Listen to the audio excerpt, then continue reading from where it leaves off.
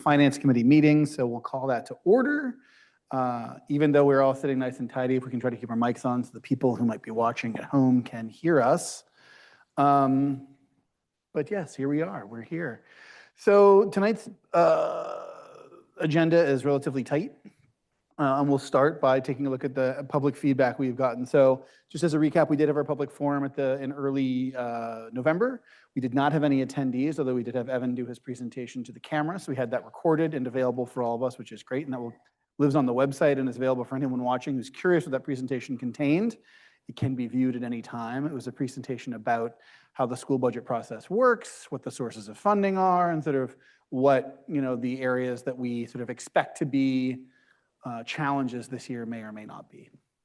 So we didn't get any direct feedback from that. However, I did want to at least have a brief discussion about the Facilities Master Plan Forum, fora, if I wanted to be really Latin about it, that have been had. We've had 3 of them at this point. And there's been a lot of public feedback about that. And I do think that in a lot of ways that has been the primary method by which the board is hearing a lot of budget-related feedback right now. And so I'm pretty grateful that we have those. And I don't consider, speaking for myself, the loss of feedback in our forum to be that concerning when we're getting a lot of very direct community feedback in these other Facilities Master Plan for us. So thinking about that, I have a draft of the document that Heidi is putting together, so it's not finalized. So I may reference some info from this, Heidi, and you can correct me if I'm getting any of it wrong. But the long story short is our community is pretty consistently and pretty loudly telling us they want to maintain what I would call the characteristic, the quality of our school district by maintaining community schools, which I will say is not a surprise, but it's pretty valuable to have that feedback so concretely and so quantitatively. I think that's been the number one thing. They've talked about a lot of possible options. We've got 3 aging schools. We have Bodenham, we have Williams Cone, and we have Harpswell, all that have wings, primary wings that are 50 plus years old at this point in time, and face significant upkeep needs in the coming decade, I think is an accurate way to put it. And talking about options in these Facilities Master Plan fora, it's been clear that nobody likes the options where we close any of them. Even if that means consolidation, even if it means consolidation within Topsom, the local communities are pretty opposed. And I get that, right? I mean, as a Bodenham resident, I can take my school from my cold, dead hands, right? So I get it. That's why I say it's not surprising. And while there has been some feedback, wanting to make sure that costs are reasonable, it's very clear that the priority that we've heard is not lowest possible cost. It's responsible cost to maintain the program as it exists, essentially, with community schools. I don't know if anybody has any thoughts or feedback that they've heard or that they observed at these meetings. I was able to attend one of them. I don't know if you guys were able to attend any, either remotely or in person. Yeah, I'm on the Finance Committee. And I mean, the Facilities Committee, and we have had a long discussion about this. And I concur that the towns do agree that what we want to do is maintain our local schools, and that's really, really important. But that being said, that also means a significant investment right up front very soon in order to be able to move forward with the maintenance of those schools as they are, so that we can continue to present that high quality. But there are needs that will need to be addressed sooner than later. Yeah, I agree with all of that. Well, I think this budget will not directly engage with those costs. This budget sort of exists in the shadow of the identification of those costs, right? The master plan is happening now. We'll be looking at drafts of it relatively soon. And I think this board will start talking about timelines. So while this budget may not tackle any of these items, we sort of are going to be the budget process that is really seeing that runway in front of us. So I think there's some facilities information that we don't have now, even though we've gotten the feedback. I think our January meeting where we do sort of the combo facilities finance one will have preliminary information on that. We obviously won't have final bids. We won't have decided what we're doing, but we'll, I think, really get a better sense of what that is at that point in time. And to your point, it's sort of like this is the point where we're going to start identifying what's coming. And I think the 3-4 that Heidi and the facilities team have done has done a pretty good job laying out like what the challenges of those 3 schools are now. And then knowing Mount Middle School, was built 25 years ago, and its stuff has already started to come due with the envelope, and we'll start seeing more. And then Woodside, built 30 years ago. So even though some of our buildings in Bowdoin Central School is around 2000 as well, right? So we've got an old wave that we're looking at right now, but our second oldest wave is not much further behind it. So I think I'm glad we're doing this process. Yes, and also we've done a very good job over the years of trying to maintain these facilities, and we've carried them along and made additions where necessary, where we were accommodating growth. But for right now, a lot of the stuff is at its end. Yeah, I think that's accurate. So I think that's valuable. To me, that helps me think about like what are our priorities as a finance committee, right? And it is this sort of like the power of our community schools, and what are we doing to uphold their function, their success, their needs. And this has been done through a facilities lens thus far, which is sort of the big, easy to identify, big ticket budget items. But I think that means that that's sort of what our spending priorities really need to be. Doesn't mean we don't spend on literally anything else. That's not what I'm saying. But if we think about like where we're sort of having to make some of those decisions, I think that to me is servicing is like at least a guiding light for this year's process. Obviously, that's where it's not, if we're asking questions about our community schools, it's not surprising we're getting responses about our community schools, right? But I think that the feedback has been so resounding, I think it would be important for us to keep that in mind. Kim, I see you. Get ready to come on the mic. I was unable to attend the 3rd forum, but I looked at the PowerPoint, and that was where Harriman was trying to put some very rough cost estimates. And I wasn't able to digest it on my own because there were some acronyms and some things I didn't really understand. So is there a plan for the facilities committee? I know you're not Andy, but I trust you to speak on terms of where that committee is headed. Or as a board to do a bigger digestion than just that forum of what the cost data were? Maybe there's a joint facilities. In the past, we have always had a joint facilities and finance committee meeting anyways, just to discuss the regular operations. But but this is entirely different. And speaking from my perspective, I would say that's a necessity. We need to go through that data on our own, in our own terms, and then move forward with some felt decision making. Yeah, and the combined meeting is January 5th this year in our calendar. That's the one where facilities and finance will discuss the physical needs. And I've not pre-gamed with Heidi, but my presumption based on the draft report I see is that there will be a final presentation to the board of this plan where questions can be asked, will be guided through it to some degree. And that will sort of represent the end of this phase of the project. I believe it'll recommend further targeted community meetings and information gathering about the specific projects themselves now that we're sort of identifying which direction we're going. Exactly. Right. So I do think the board, and Heidi, you can correct me if I'm mistaken, will get a final presentation of this relatively soon, which is good. But I would say that if we have questions we want Frank to bring to the facilities committee or help workshop, we can send him home with those questions as our man on the inside.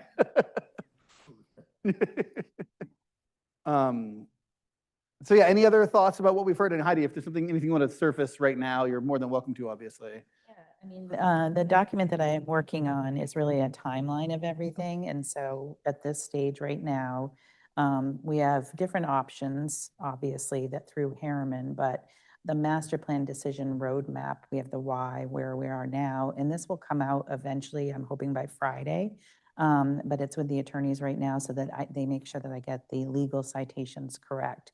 if we are to go out and get public funding, it's similar process, but if we are to go and receive any state funding and be on the list, which, you know, is a long process as well, there's very specific criteria that we have to meet. So it gives us different phases, and we'll be able to see all of that, and people will be able to understand where we are in that process.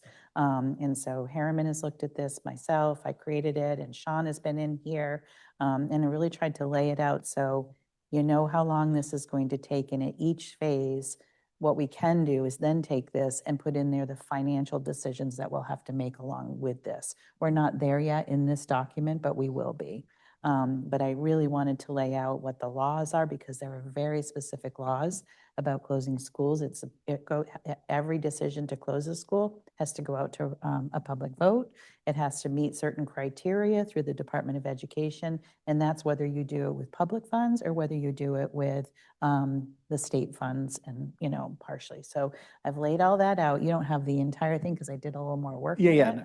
So I'm calling it a draft. Yeah, exactly. So I think that will be really, really helpful to people. There's a document that has all the questions from the public forums. And that's taking a long time to go through because there's like 50 to 75 questions.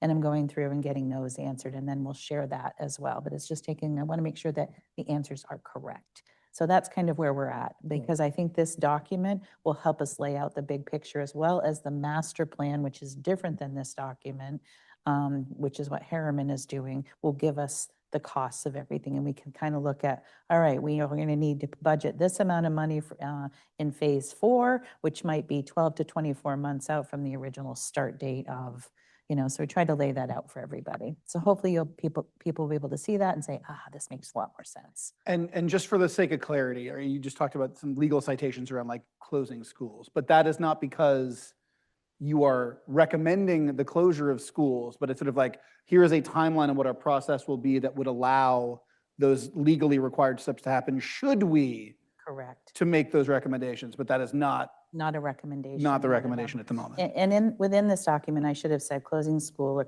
and consolidation of a school, and then major renovation guidelines. Yeah. The state has documents that we have to follow for that. And so I've inserted that into this as well as our, so the people will have that information so that you can really see what the whole picture The whole is. thing would look like. No decisions have been made. I do not make this decision in isolation. I'm just providing folks with the data and facts regarding it. Thank you for the clarification. And something I would point out, right, is so in Bath, they had an elementary school burned down 3 years ago, I think, and only just now were they approved for state funding to rebuild, but part of that rebuilding requirement is that they are merging 2 elementary schools, right? So the state does prioritize consolidation projects both at the school and the district level. And that is something that we will need to keep in mind if we are not going in that direction, which again, we are not deciding, but I think we can say that's what the public feedback has supported. If we're not going that direction, that will limit our ability to seek some state funds. So again, I'm not saying that's the reason to not listen to the public, but I think we want to go in with our eyes open, I guess is what I would say. Gregory had asked me some questions, and I started writing an email, and I thought I would address it here about some proposed laws that may change some of the state funding available. And it's 1812, I think, LD 1812. That's one of several that have been proposed. And I know that on the MSBA Legislative Committee, which I serve on, and we give some feedback, a lot of times that committee, on behalf of the MSBA, the Maine School Board Association, votes what's called NFNA, neither for nor against. And when we do that, that still allows the committee to provide testimony on a bill without staking an opinion. And the reason that we do that is that the MSBA's sort of long-standing tradition is it's not the MSBA's responsibility to identify where funding should come from. So when you see a lot of these bills, there's a lot of specific taxation information on how the funds will be raised. So when we vote NFNA, we direct the administrators of the MSBA, Eric and Robbie, who effectively we're not going to see tomorrow, but we'll see next month. They write the testimony, and Eileen King also writes it with them. But we direct them, hey, we love the more funds for construction, we love this, and we have no opinion on the taxation. That's sort of how that goes. So we sort of keep our powder dry and don't get involved in the specific taxation fights that are important. But the MSBA sort of withholds from that. So we haven't seen, the bills that aren't finalized haven't come to us. This one hasn't come, but some similar ones have. And I just thought I'd sort of provide a little context on how the MSBA has looked at it and sort of what I've gotten to see at that level, which again is not the same as my service here, but is related. So cool. Do you guys have other thoughts about the facilities master plan, about public feedback you may have gotten from taxpayers, community members? The Q&A document is live. I have added the questions, and Evan has provided answers to the questions that I would got from some community members. And so the idea is if we're getting those questions, if people are asking questions, send them to me. I can send them to Evan and make sure they get on there. And again, we're not putting identifying information. It's not saying, Frank was curious how we're paying for, electric buses to take us on field trips to Philadelphia, right? Nothing like that. No one's name gets attached, but that way we can sort of make sure that questions that are getting asked can be, the answers can be seen by more than one person. So I don't know if you guys got anything. If you have, send it to me. If not, as the process goes on, you probably will hear some questions from someone or other. And we can try to keep track of questions we get if people come to public sessions as well. And that's particularly useful after the budget forums that we'll have in March when we go to the 3 community schools. So that'll be an area where we can try to, one of us can be designated the person to keep track of the questions so we can make sure they all end up there. Well, if nobody else has further thoughts about public feedback and whatnot, we can sort of move on to the next steps in the process. This will be a relatively short meeting. So going once, going twice, moving on. Next we have the budget development process. So we've seen the calendar several times, the same calendar document, it was in the agenda. Our next meeting is on January 5th, where we will meet with facilities. We should make sure that we invite Sean and Andy and all of them. Frank will be here. The 5th, the first Monday, we're back.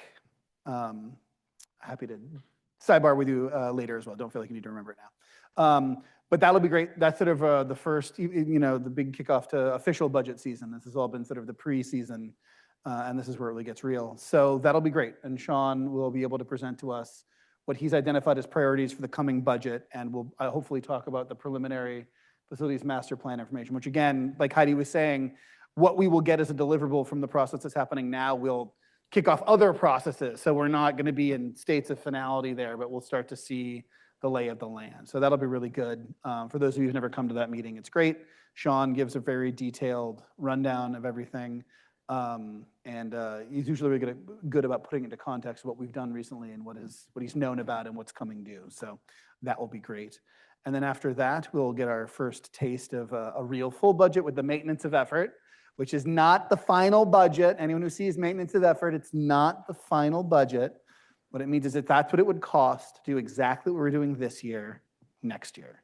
So same staffing, same programs, same subscriptions, knowing the contract says rates will go up by this %, knowing this subscription will go up by that %. So with absolutely no changes, what would it cost? But we're going to make changes. We're going to add things. We're going to remove things. That's what always happens.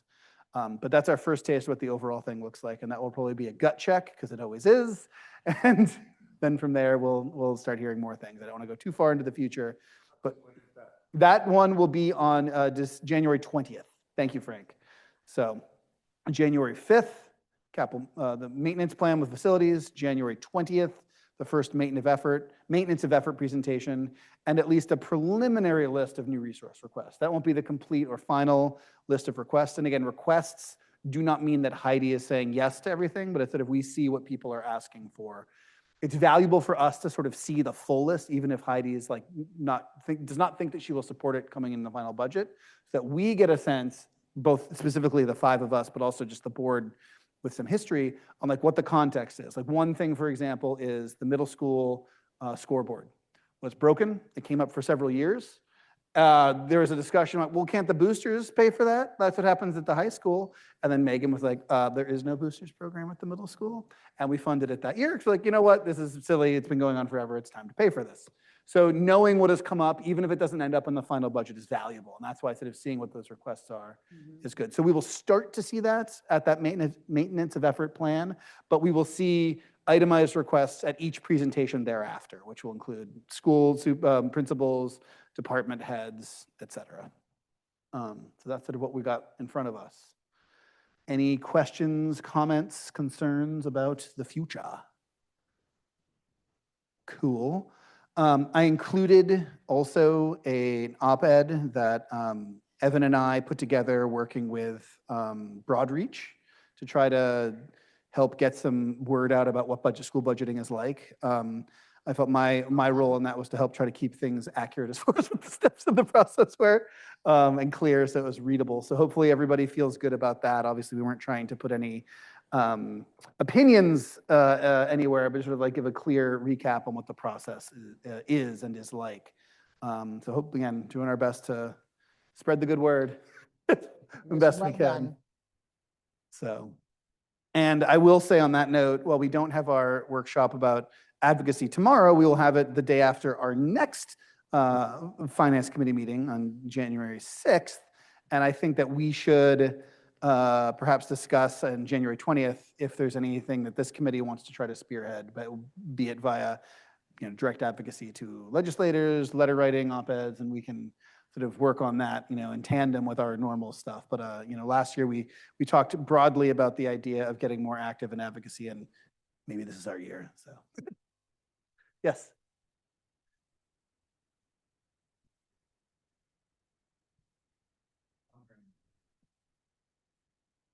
Wondering that about when you advocate is it like a school board resolution that we take a vote that we send, or is it individual? This is my opinion, not representing the school board. So that is a really good question. And I suspect what Robbie would tell us is that both are options, right? I think that if you feel strongly about something as an individual board member, the board doesn't have the power to silence you. I think the board would just ask you, and through the chair, to be clear that you're speaking for yourself, right? I think that's what I would say. And I've seen, for example, a member of the RSU 5 board last year wrote an op-ed about some aspect of school administration and policy. It was totally reasonable as a member of the community to write that. And she wrote, listen, I'm not writing, while I am on my school board, I'm writing this as an independent citizen and something I believe in strongly. And she sort of made that clear. So I think that's totally appropriate. I do think that, you might get a little more bang for your buck if, again, hypothetically, let's say this committee wanted to write a letter that was going to be an open letter. So get it published as an op-ed and send it to our representatives and senators, or state representatives and senators and the governor. This committee might workshop the letter, present it to the board and say, the full board, and say, the Finance Committee asked for the board's permission to send and publish this letter, and the board would vote to do it, and then we're good. So it wouldn't necessarily be a resolution, but the action would be authorized. Or we might say, hey, the Finance Committee would like to propose that, Ryan as chair on behalf of the board do X or Y or Z, and then we vote and do it that way. And so, in those contexts, sort of like affirmatively authorizing either the committee or the board chair to take an action or do a communication, I think is a really powerful tool that we should keep in mind. Yeah, and it'll all be laid out at a regular board meeting, because that's really important that we all have the same amount of inbuilt together at the same time and can make that decision together as a full board. Yeah. So both is the answer to your question. But yeah, I mean, what I would sort of say is sort of in summation, right? Like if there's something you're fired up about, I think it's good to do a gut check with Ryan, with your board chair, and make sure, hey, I kind of feel like I need to advocate in this way or participate in some advocacy in this other way. Do you see any issues? And then the board chair might say, again, give the disclaimer, say you're doing it on your own, or, ooh, could you please wait, because we're actually about to deal with that specifically, and you being public is a little weird for timing. There might be a conversation. And again, I don't want to over imagine, scenarios, but like it would be along those lines. Or you might say, hey, that's a great idea. Propose we all do it together at a meeting. Maybe this is something the whole board should get behind, right? So there's all kinds of ways that could go. So I think if you're fired up about something, I think step one is your board chair. We all know is Ryan. And then we sort of see what makes the most sense from there. But yeah, good questions. Please. I have a very mundane and remedial question. I for like which it already. invite remediation. So in the past, there's been these budget binders, and I've always been a backbencher that sort of had some of the information. What can we expect is coming our way? That is such a good question. How can you help a board, like where will I find the material so that I can get my head wrapped around all the numbers and with a high degree of detail? Brilliant. So what we're going to try to do this year is do a digital binder. Doesn't mean we won't make a paper version for you, Frank, don't worry. But a digital first binder. So the Finance Google Drive, which I've not had Nick share out with everybody yet, but it's sort of on my list of things to do Oh, this so week. that's forthcoming. And Okay. that is forthcoming. And it's not, I promise there's nothing there I've been hiding from you guys. I just haven't gotten together yet. But Well, I've just grown accustomed to I know. with the policy Committee. We're ahead of the curve on policy. But I think part of the idea is that Evan will upload, and we'll have sort of the folders that are the equivalent of the tabs from years past. We'll upload updated documents as they develop there. And what I would like to do is make sure that they are all able to be viewed without being logged in. So we can have a link to that budget binder on our budget website. So that anybody at any time can go to the budget website, click, and see what those documentations are, what those presentations are. And my hope would be that we could help make sure that all the presentations that we might see here are added there, maybe even before the presentation, so we can look at it as the presentation is being given. That's not always possible. I understand you can always have your stuff done in time to do that, but when it's possible, I think that would be great. And so that's where we'll see a lot of that build out. And there might be some growing pains about that, but that's the idea this year, is that you can request a paper binder, absolutely. So Frank, paper binder. But if you don't need one, we'll be sort of digital first in that regard. Today, I'm sorry. No. We're not ready for paper binders. Don't start until the new year anyway. But that's a really good question, and I should have brought that up. So yeah, in the next, I would say 4 to 11 days, I will make sure that everyone's added to the Google Drive. It does not have quite everything from last year's process, but a lot of that stuff is there. But we're segregating it by fiscal year project, and I'll be working pretty closely with Evan on making sure it's fully built out. But if there's anything that's missing, please tell me so I can make sure we get it up there once it is live. I'm really excited. I think it'll be really good to have that there and be a little easier for people to keep track of and not break their back lugging around. Yeah, they didn't know. No shade on the usage of paper, but my back will thank me. It will save us money by putting it instead of costs associated. You can put it into the It's construction also budget. true. Yeah, exactly. Yeah, and we'll probably make sure we include a copy of the facilities master plan in that binder as well, even though it's not a deliverable to our committee. I think that will be a useful document for our work, at least as a touchstone. So yeah, so that's kind of the meeting tonight. Short and sweet. Does anyone have anything they want to address or want to add to future agendas or bring up while we're all here together? Do you want to talk a little bit about what we've already done? Yeah, I can speak quickly about where we are in the process and what we've done. We've met with every single principal and every department head so far over the past 2 weeks. We've got their preliminary and rough draft presentation materials so far, which has been great to see.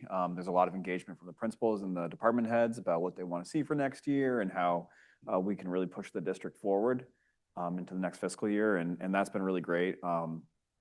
Where we are now in the process is salary and benefits are going into our accounting system, and that will allow me to pull that data from there eventually, and then I'll be able to, by the January 20th meeting, say, maintenance of effort, this is where we are, this is where we're trending if we don't change anything whatsoever. Last year, our health insurance increase was 13.862%. I was thinking of just using that same percentage just to be conservative. But yeah, where we are right now in the process is a really good head start. We have, like I said, all the principals and all the department heads engaged, and they've presented all of their budgets for next year. And our audit finally, Oh, yes. we just wrapped up a bunch of like back-end work on the audit. We had to look through a bunch of files with our auditors and make just some procedural corrections within the materials. They expect us to be wrapped up by the end of December for the 2024 audit, which means we'll be able to roll right into the 2025 audit. They are confident that the timeline for 2025 will be a little bit shorter now that they've done one audit with us. And then we can hopefully have an audited fund balance by the time we're ready to wrap up the budget process. I mean, it's all shorter than our previous audit, so they're way ahead of the curve on that regard. Yes, less than 20 months. So they're expecting another month of work. But yeah, we've made significant strides over the past couple months with this new firm.